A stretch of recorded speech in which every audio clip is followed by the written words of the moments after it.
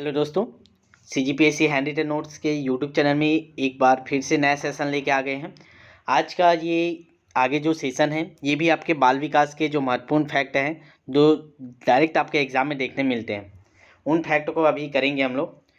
ठीक है, ये फैक्ट आपको एकदम से रटे हुए होने चाहिए, ठीक है, ताकि आपके जो फैक्ट बेस पे जो क्वेश्चन आते हैं, लगभग 3 से 4 क्वेश्चन रहते हैं, वो आपके तुरंत सही हो जाए। तो क्लास को अंतिम तक जो देखिएगा, बीच में कोई भी मत छोड़िएगा, ठीक है।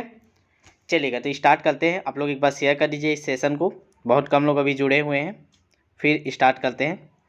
आपको लोग के सामने ही दिख रहा होगा प्रणेता वाला, इससे तो एक क्वेश्चन बनता ही है, तो ये आपको एकदम रटा होना चाहिए। आप भले ही पढ़ चुके होंगे लेकिन इसको बार बार रिवाइज करना जरूरी है। चलिएगा, स्टार्ट करते हैं। एक तरफ हमारी विधि और प्रणाली लिखी हुई है, दूसरा प्रणेता, तो ये आपको याद होना चाहिए। मॉन्टेसरी, मेरिया मॉन्टेसरी कौन है इसके प्रणेता? मॉन्टेसरी के नाम से ही स्पष्ट है, मेरिया मॉन्टेसरी। फिर है किंडरगार्टन, ये बार बार पूछा जाता है किंडरगार्टन को कौन है इसका? फ्रॉवेल, ठीक है। फिर है प्रोजेक्ट प्रणाली, प्रोजेक्ट प्रणाली के कौन है प्रणेता? किलपैट्रिक। फिर आता है खेल विधि, खेल विधि के कौन है? JN मोरनो, मोरनो याद रखिएगा, खेल विधि के प्रणेता JN मोरनो। फिर आते हैं बुनियादी शिक्षा प्रणाली, ये है आपके महात्मा गांधी।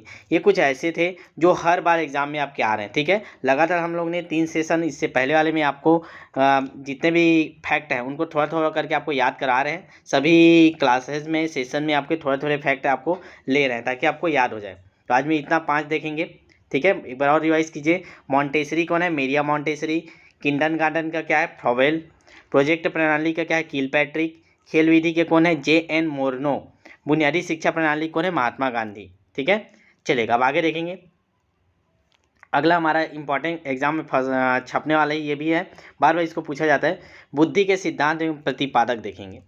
तो देखिए, एक कारक सिद्धांत आप लोग पढ़े होंगे, केवल बीने पढ़ते हैं, ठीक है। तो साथ में अगर किसी कारण में दे दिया, इन नाम को भी याद रखिए, बीने, टर्मन, स्टन, तीनों ने मिलकर दिया था, लेकिन हम लोग जनरल एक कारक में बीने बस को पढ़ते हैं, ठीक है। तो एक कारक सिद्धांत बीने, टर्मन, स्टन तीनों हैं, लेकिन वर्तमान में ये मान्य नहीं है, ठीक है, एक कारक सिद्धांत। अभी क्या चलता है? द्विकारक सिद्धांत, ये कौन दिया? स्पीयरमैन, बस नाम याद कीजिए। द्विकारक सिद्धांत कौन दिया? स्पीयरमैन ने। फिर अगला इंपॉर्टेंट बहुकारक सिद्धांत, ये कौन दिया? थॉर्नडाइक ने। बहुकारक सिद्धांत किसने दिया है? थॉर्नडाइक ने। फिर अगला है हमारा समूह कारक सिद्धांत, समूह की बात करता है। समूह कारक सिद्धांत थॉटसन, देखिए इसे बार बार क्वेश्चन पूछे जाते हैं, हम लोग वही चीज़ को आपको करा रहे हैं जो बार बार एग्जाम में रिपीट हो रहा है, ठीक है। आप लोग बुक से पढ़ेंगे तो ये सब एक जगह नहीं मिल पाता, तो छूट जाता है आप लोग का। चलिएगा, तो ये एक कारक क्या हो गया? बीने, टर्मन, स्टन। द्विकारक सिद्धांत क्या हो गया? स्पीयरमैन। बहुकारक सिद्धांत क्या हो गया? थॉर्नडाइक। समूह कारक के क्या है? थॉटसन। पदानुक्रमित सिद्धांत, पद पद के अनुक्रमित, तो ये क्या होगा? फिलिप वर्नन, ठीक है, फिलिप वर्नन। फिर है बुद्धि संरचना का सिद्धांत, बुद्धि की संरचना की बात क्या है याद रखिएगा। बुद्धि लब्धि अलग हो जाता है, बुद्धि परीक्षण अलग हो जाता है, बुद्धि संरचना अलग हो जाता है। तो बुद्धि संरचना का सिद्धांत किसने दिया है? गिलफोर्ड ने दिया है, JP गिलफोर्ड, ठीक है। अगला देखेंगे तरल ठोस बुद्धि सिद्धांत, बस ये नाम ही आपको याद करना है। तरल ठोस बुद्धि सिद्धांत ये किसने दिया है? RV कैटले, या कैटल भी ये बस लिखा रहता है, कैटल। क्वेश्चन जब सॉल्व कराएंगे आपको टेस्ट सीरीज में क्वेश्चन डाला गया है। तरल ठोस बुद्धि सिद्धांत क्या है? कैटल, ठीक है। फिर बहुबुद्धि सिद्धांत, ये हॉवर्ड गार्डनर, बहुबुद्धि, ठीक है जी। और बुद्धि संरचना बोलेगा तो गिलफोर्ड है, और बहुबुद्धि कौन है? Howard Gardner. और बहुकारक सिद्धांत बोलेगा थॉर्नडाइक। ये तीनों में कन्फ्यूजन होता है, बहुबुद्धि सिद्धांत और बहुकारक सिद्धांत, तो इसको याद रखिएगा। बहुबुद्धि सिद्धांत किसका? Howard Gardner. और बहुकारक सिद्धांत किसका है? थॉर्नडाइक का, ठीक है। चलेगा, आगे देखते हैं। अब ले लिए हम लोग एक फैक्ट ले लिया, अधिगम अक्षमता, मतलब जो शिक्षण विधि होती है उसमें जो अक्षमता महसूस होते हैं, मतलब कुछ बच्चे जो सुन नहीं सकते, बोल नहीं सकते, या अलग अलग प्रकार की समस्याएं होती हैं, तो उनको कितने प्रकार में बांटते हैं। तो सबसे पहले की ओर चलते हैं हम लोग, पढ़ने की अक्षमता। जो बच्चे पढ़ने में कमज़ोर होते हैं, पढ़ नहीं पाते अच्छे से, ठीक है, उसको क्या बोलते हैं? डिसलेक्सिया, याद रखिएगा। डिसलेक्सिया कौन सी बीमारी है? तो पढ़ने की अक्षमता, ठीक है, डिसलेक्सिया। फिर आते हैं अगला, अगला क्या है? अगला है सीखने की अक्षमता, सीखना, अगला बच्चा कोई सीख नहीं पा रहा है, सीखने की कोशिश नहीं करता, तो क्या आता है? डिस्फेजिया, ऐसा फेज में चला गया है। देखिए, इसको याद करने का आप लोग तरीका देखा करेंगे सब में, ऐसे फेज है इसमें, ऐसे फेज में चले गया कि वो सीख नहीं पा रहे हैं, तो सीखने की अक्षमता ये क्या आ जाता है, डिस्फेजिया के अंतर्गत। तो दो याद कीजिए, डिसलेक्सिया क्या होता है आपका, पढ़ने की असक्षमता, और सीखने की असक्षमता के अंतर्गत डिस्फेजिया आता है। ठीक है जी, चलिएगा अगला देखेंगे, लिखने की अक्षमता। लिखने की अक्षमता क्या होता है, डिसग्राफिया या डिसस्प्रैक्सिया, दो नाम से जानते हैं। पहला डिसग्राफिया, लेखन संबंधित अक्षमता करके पेपर में देता है, डिसग्राफिया याद रखिएगा।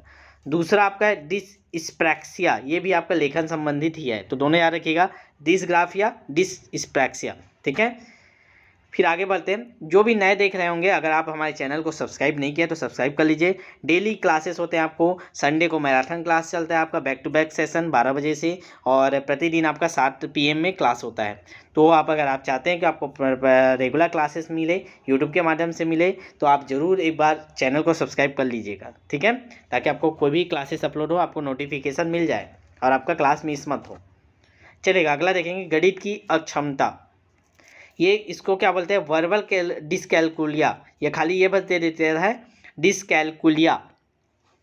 डिसकैलकुलिया में देखिए कैलकुलेशन शब्द जुड़ा हुआ है, डिसकैलकुलिया तो मतलब गणित की अक्षमता। ठीक है, फिर है ग्राफिकल डिसकैलकुलिया, तो ये भी दोनों आपके दो ठो इसमें भी याद रखिए, गणित की अक्षमता में वर्बल डिसकैलकुलिया, वर्बल मतलब जानते हैं जो बोल के हम लोग कहते हैं। ठीक है, तो वर्बल तो जो जैसे बच्चे को 2 रन 2 2 2 4 6 ऐसे उंगली जो काउंट करते हैं, ये सब में अगर कठिनाई होता है तो वर्बल डिसकैलकुलिया और ग्राफिकल डिसकैलकुलिया दोनों गणित की अक्षमता के अंतर्गत आते हैं। ठीक है, तो ये 4 प्रकार के याद रखिएगा, चारों बार बार पूछे जाते हैं, इसलिए चारों को लिए हम लोग। ठीक है, चलेगा, कुछ क्षेत्र और उनके जनक भी देखेंगे। बैक टू बैक आपको फैक्ट दे रहे हैं, आप थोड़ा थोड़ा याद कर लीजिए। घर में जितना पढ़ रहे हैं, जितना ज़्यादा पढ़ेंगे उतना ठीक है, जितना पढ़ सकते पढ़िए, और जो भी टेस्ट सीरीज रहता है टॉपिक उसको कंप्लीट किया करें। उसके बाद शाम को ये क्लास देख लिया करें, इससे आपको उन फैक्ट को रिवाइज हो जाएगा, एक जगह कलेक्शन मिल जाएगा। और नोट्स बनाना चाहते हैं आप लोग, नोट्स बना लिया करें। क्षेत्र और उनके जनक देखेंगे। पहला देखते हैं पर्यावरण शिक्षा। पर्यावरण शिक्षा के अंतर्गत कौन है इसके पिता? पर्यावरण शिक्षक कौन बोलते हैं? Patrick Geddes. ठीक है, पैट्रिक बस दे देता है तो इसको याद रखिए। पर्यावरण शिक्षा संबंधी कौन है? पैट्रिक। पारिस्थितिकी के जनक बोले जाते हैं अर्नेस्ट हैकल। ठीक है, पारिस्थितिकी कौन है? तो अर्नेस्ट हैकल। फिर अगला आता है पारिस्थितिक पिरामिड। पिरामिड शब्द जुड़ गया, खाली पारिस्थितिक बोलेगा तो क्या बोलोगे? अर्नेस्ट हैकल। लेकिन पारिस्थितिक पिरामिड जुड़ गया तो चार्ल्स एल्टन। ठीक है, आगे देखते हैं जैव विविधता। अब जैव विविधता किसका है? इसका पितामह कौन है? E.O. विल्सन। जैव विविधता का पितामह याद रखिएगा E.O. विल्सन। ठीक है, अगला फिर अम्ल वर्षा। अम्ल वर्षा की खोज किसने किया करके बार बार क्वेश्चन देता है, तो रॉबर्ट स्मिथ। या अम्ल वर्षा की पहचान सबसे प्रथम किसने किया था? तो रॉबर्ट स्मिथ ने किया था अम्ल वर्षा की पहचान। ठीक है, फिर अगला देखते हैं पारिस्थितिक तंत्र। पारिस्थितिक तंत्र के जनक कौन है? A.G. टॉन्सले। ठीक है, इसको याद रखिएगा। देखिए इसमें आप लोग कई बार गलती करते हैं, पारिस्थितिकी बोलेगा तो अर्नेस्ट हैकल आएगा, और पारिस्थितिक तंत्र इकोसिस्टम, सिस्टम शब्द है तंत्र, तो A.G. टॉन्सले आएगा। तो ये इसको अच्छे से याद रखिएगा, पारिस्थितिकी अर्नेस्ट हैकल, पारिस्थितिक तंत्र A.G. टॉन्सले। फिर आते हैं ओजोन परत क्षय। ओजोन परत का क्षय की खोज किसने किया था? फोरमैन ने, फोरमैन बोलते हैं। ठीक है, और ओजोन की खोज किसने किया था? जो क्षय हो रहा है उसके खोज बताया था कि ये क्षय हो रहा है, फोरमैन ने। और ओजोन की खोज किसने किया था? तो है फ्रेडरिक स्कोनविन। क्या है? फ्रेडरिक स्कोनविन। तो ये कुछ पितामह से क्वेश्चन जो बनते हैं वो उनका कलेक्शन था, आप लोग इसको नोट्स बना लीजिएगा, अच्छे से याद कर लीजिएगा। एक जगह आपको हम लोग कलेक्ट करके दे रहे हैं। ठीक है, आपको बैच में भी मिला होगा ये नोट्स। और चलिए आगे देखेंगे फिर नेट फैक्ट, इसको देख लीजिए, स्क्रीनशॉट लेना स्क्रीनशॉट ले लीजिए, या क्लास के बाद दोबारा देख के बना लिया करें। ठीक है, और हमारा बैच चल रहा है तो बैच जरूर ज्वाइन कीजिएगा। सहायक शिक्षक का भी बैच है, शिक्षक भर्ती का भी बैच है, और आपका प्रयोगशाला का भी बैच है, PSC प्रीलिम्स व्यापम सभी के बैच है हमारे पास, तो जरूर ज्वाइन कीजिए। उसमें आपको ऐसी ही कलेक्शनों का आपका क्वेश्चन कराते हैं जो नए क्वेश्चन बन सकते हैं, पुराने रिपीटेड क्वेश्चन सारे उसमें कवर हो रहे हैं। ठीक है, चलिएगा आगे देखेंगे। चलिएगा एक और पॉइंट या टॉपिक ले लेते हैं, आपके सामने स्क्रीन पे दिखाई दे रहा होगा, अनुदेशन सहायक सामग्री विभाजन चार्ट। इसे भी क्वेश्चन बनते हैं, ये भी इंपॉर्टेंट है तो आपको इसको भी करा देते हैं। अनुदेशात्मक सामग्री वर्गीकरण, क्लासिफिकेशन ऑफ इंस्ट्रक्शन मटेरियल या ऑडियो विजुअल एड्स। ठीक है, चलिए देखते हैं सहायक सामग्री के अंदर क्या बांटते हैं। तो देखिए इसको 3 भागों में बांटा गया है। श्रव्य सामग्री जो सुनने योग्य होता है, दृश्य सामग्री जो देखने योग्य होता है, और श्रव्य दृश्य सामग्री जो सुनने और देखने दोनों योग्य होता है। तो कौन कौन सा आता है, एग्जाम्पल आपको याद करना पड़ेगा, देता है इसमें ऑब्जेक्टिव में दे देता है। निम्न में कौन सा श्रव्य सामग्री नहीं है, तो याद रखिएगा। देखिए श्रव्य सामग्री के अंतर्गत क्या आता है, रेडियो, उसको हम लोग सुनते हैं, ग्रामाफोन, लिग्वाफोन, दो ठो आता है, इसको याद रखिएगा। ग्रामोफोन, लिग्वाफोन, टेलीकॉन्फ्रेंसिंग, ये भी टेलीकॉन्फ्रेंसिंग भी आपके श्रव्य सामग्री में आता है। टेप रिकॉर्डर, तो ये 4 प्रकार के हैं जो बार बार एग्जाम में आपके पूछे जाते हैं श्रव्य सामग्री के अंतर्गत। रेडियो, ग्रामोफोन, लिंग्वाफोन, टेलीकॉन्फ्रेंसिंग या टेप रिकॉर्डर। ठीक है, ये 4 याद रखिएगा श्रव्य सामग्री। अब आते हैं दृश्य सामग्री की ओर। ठीक है, चलिए दृश्य सामग्री देखते जाएंगे। तो सबसे पहले है वास्तविक वस्तु आप दिखा सकते हैं दृश्य सामग्री में। प्रतिमान नमूने, कोई भी आपका जो नमूना हो गया मॉडल टाइप का, उसको दिखा सकते हैं। चित्र हो गया, मानचित्र हो गया, रेखा चित्र व खाके, सिरोत्तर प्रक्षेपक, मुख चित्र, स्लाइड, फिल्म, पट्टियाँ, चित्रदर्शक, चित्र विस्तारक अंदर जिसमें छोटा चित्र डाल के बड़ा दिखाते हैं, जादू की लालटेन, संग्रहालय, flannel board, bulletin board, chart, graph, globe. ये 16 प्रकार के आपके 12वें एग्जाम में पूछे जाने वाले दृश्य सामग्री। एक बार और अच्छे से देखिए, वास्तविक वस्तु, प्रतिमान नमूने, चित्र, मानचित्र, रेखा चित्र एवं खाके, सिरोत्तर प्रक्षेपक। ठीक है, इसको देख लीजिएगा क्या होता है। सिरोत्तर प्रक्षेपक, मुख चित्र, स्लाइड, फिल्म पट्टियाँ, चित्रदर्शक, चित्र विस्तारक यंत्र, जादू की लालटेन, संग्रहालय, फ्रेनल बोर्ड, बुलेटिन बोर्ड। ये बार बार पूछा जाता है, बुलेटिन बोर्ड याद रखिएगा, दृश्य सामग्री में आता है। Chart, graph, globe. तो ये हमारे 16 प्रकार के हम लोग ने देख लिए दृश्य सामग्री।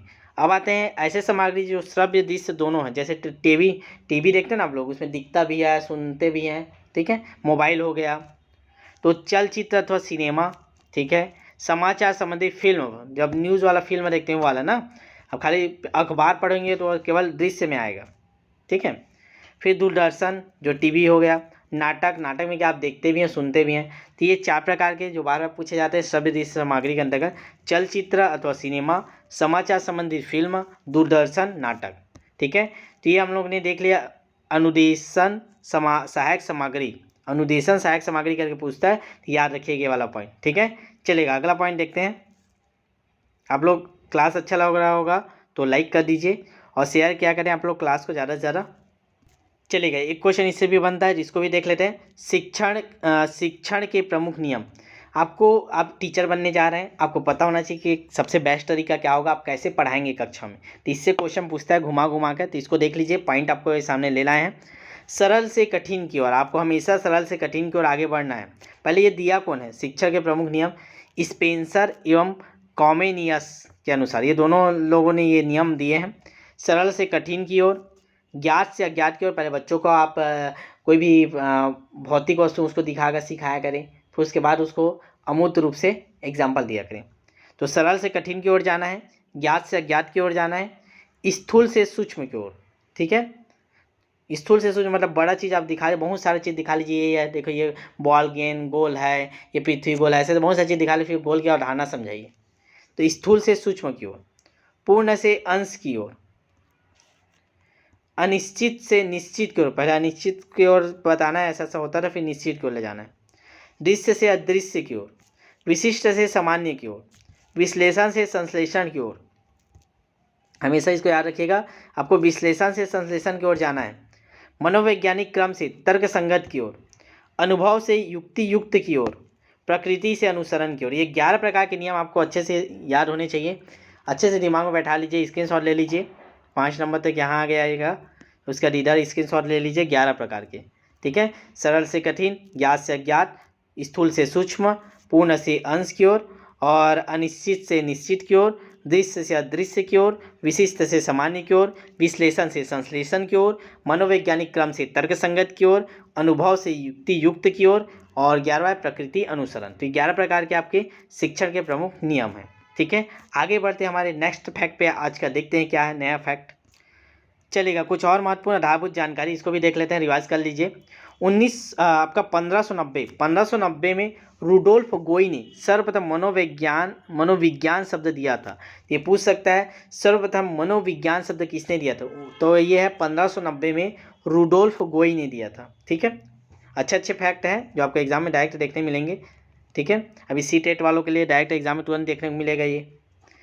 मनोविज्ञान का जन्म अरस्तु के समय दर्शन शास्त्र के रूप में हुआ था।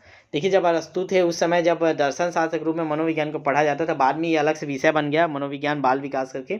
ठीक है, अगला, विलियम जेम्स को मनोविज्ञान का जनक कहा जाता है। कल के पुराने सेशन में हम लोग ने देखा था कि जो विलियम जेम्स है वो मनोविज्ञान के जनक कहा जाता है। वाटसन ने मनोविज्ञान को व्यवहार का शुद्ध विज्ञान कहा है। तो ये पूछ सकता है कि इसने मनोविज्ञान को व्यवहार का शुद्ध विज्ञान कहा है, तो वाटसन ने कहा है। अगला, प्रथम मनोवैज्ञानिक प्रयोगशाला कहाँ खुला है, तो जर्मनी में विलियम उंट ने 1879 में डालकर मनोवैज्ञानिक को वैज्ञानिक स्वरूप दिया। मतलब ये पूछ सकते डायरेक्ट आपको, प्रथम मनोवैज्ञानिक प्रयोगशाला कहाँ खुला था, तो जर्मनी में खुला था। किसने खोला था, तो विलियम उंट ने खोला था। कब खोला था, तो 1879 में खोला था। ठीक है, तो याद रखिएगा, प्रथम मनोवैज्ञानिक प्रयोगशाला जर्मनी, विलियम उंट। अगला फैक्ट थे हमारे, व्यवहारवादी मनोविज्ञान के पिता कौन है, वाटसन को माने जाते हैं। व्यवहारवादी मनोविज्ञान के पिता कौन है, वाटसन। व्यवहार बोलेगा तो वाटसन। अगला, रूसो ने शिक्षा में मनोविज्ञान को शामिल किया। तो शिक्षा मनोविज्ञान को कौन लेके आया, पहले तो ये दर्शन शास्त्र के अंतर्गत था, फिर इसको शिक्षा में ले लाया, तो कौन लाया, रूसो। रूसो नाम के मनोवैज्ञानिक थे, इन्होंने लाया था। शिक्षा मनोविज्ञान के पिता किसको बोला जाता है, तो थॉर्नडाइक। अलग अलग पूछे ना, व्यवहारवादी मनोविज्ञान वाटसन, शिक्षा का थॉर्नडाइक। ठीक है, स्किनर शिक्षा मनोविज्ञान के पिता अरस्तु को मानते, लेकिन स्किनर क्या बोलता है कि शिक्षा मनोविज्ञान के पिता हम थॉर्नडाइक को नहीं मानेंगे भैया, हम तो अरस्तु को मानेंगे बोलता है। ये पूछ सकता है। देखिए, जनरली पूछेगा आपको शिक्षा मनोविज्ञान के पिता कौन है, तो थॉर्नडाइक बताइएगा। लेकिन पूछेगा किसने अरस्तु को माना है, तो स्किनर ने अरस्तु को माना है, थॉर्नडाइक को नकार दिया है। ठीक है, अगला, काल्पनिक शिक्षा मनोविज्ञान के पिता प्लेटो को मानते हैं। जो काल्पनिक शिक्षा मनोविज्ञान के पिता प्लेटो को मानते हैं, जो काल्पनिक है ये शिक्षा मनोविज्ञान के पिता प्लेटो को मानते हैं। 3 नाम मिल गया हमको। एक थॉर्नडाइक, जो जनरली पूछेगा थॉर्नडाइक लगाइएगा। अरस्तु को किसने बोला, स्किनर ने बोला। प्लेटो को किसने बोला है, काल्पनिक ने बोला है। ठीक है, अगला, मानवतावादी मनोविज्ञान के पिता। मानवतावादी मनोविज्ञान बोलेगा तो अब्राहम मैस्लो। ठीक है, अब्राहम मैस्लो। नेक्स्ट है, आधुनिक मनोविज्ञान के पिता कौन है, विलियम उंट। ठीक है, तो ये कुछ महत्वपूर्ण फैक्ट है। आज बस इतना ही करते हैं इस सेशन में। नेक्स्ट सेशन में इसके आगे बढ़ाएंगे। आज का सेशन यहीं समाप्त करते हैं। लगातार आपको बैक टू बैक सेशन मिलते जाएंगे, तो आप अंतिम तक बने रहिएगा। ठीक है, हमारे साथ डेली आप क्लास अटेंड कीजिए, चाहे वो शाम को डेली 7 PM वाली क्लास हो, चाहे आपका संडे स्पेशल मैराथन क्लासेस हो। ठीक है, तो जो अभी हमारे वर्तमान में कौन कौन से बैच चल रहे हैं एक बार देख लीजिएगा, जो नए होंगे चलिए देख लीजिएगा, जो नए होंगे जिनको जानकारी नहीं होगा, हमारे द्वारा शानदार रणनीति से बैच में तैयारी करा रहे हैं। इसी प्रकार के एकदम शानदार आपको क्वेश्चन हम उसमें कराते हैं, क्वेश्चनों का सेट पूरे एग्ज़ाम ओरिएंटेड है हमारा बैच। तो ज़रूर एक बार हमसे बात करके जुड़ जाइएगा। अभी अगर आप सीटेट का एग्ज़ाम दे रहे हैं तो सीटेट बैच है 199 रुपीज़। ठीक है, SI बैच है केवल 99 रुपीज़। सहायक शिक्षक प्रयोगशाला बैच है 299 रुपीज़। सहायक शिक्षक में आपको केवल 12वीं पास चाहिए, ना DED चाहिए, ना BED चाहिए, ना TET चाहिए। ठीक है, सहायक शिक्षक वर्ग 3 का केवल 499 रुपीज़ और वर्ग 2 का है 699 रुपीज़। हमारे प्री कम मेंस बैच चलता है 160 रुपये महीने वाला, और PSC प्रीलिम्स का 80 रुपये महीने वाला। ठीक है, तो देख लीजिएगा, ये हमारा व्हाट्सअप नंबर है, इसमें आप मैसेज करके जुड़ जाइए। जिस भी बैच की जानकारी आपको चाहिए आप जानकारी ले लीजिए, डिटेल ले लीजिए, बात कर लीजिए, उसके बाद डिसाइड कीजिए। ठीक है, चलिए नेक्स्ट सेशन को स्टार्ट करेंगे। नेक्स्ट सेशन में मिलते हैं, तब तक के लिए सेशन को समाप्त करते हैं। Best of luck.